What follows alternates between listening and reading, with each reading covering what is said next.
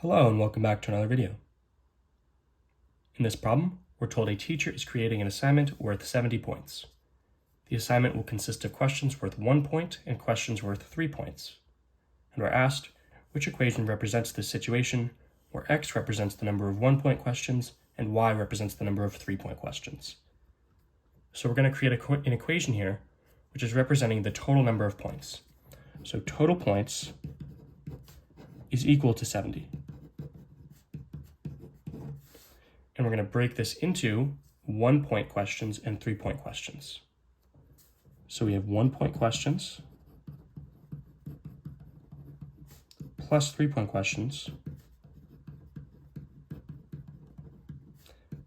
These add up together to the total points, which is going to be 70. So how do we find the number of points that are created by these 1-point questions? Well, we're told that x represents the number of 1-point questions. So x times 1 is going to be the total number of points, right? Since we have x questions times 1 point per question, which is these types of questions are worth 1 point per question.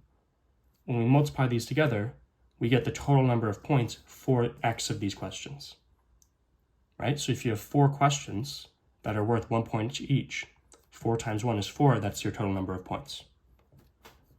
This is plus the number of points that come from these 3-point questions.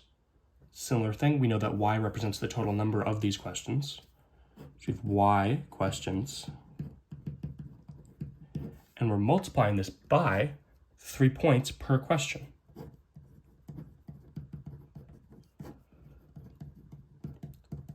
And this is going to be equal to 70.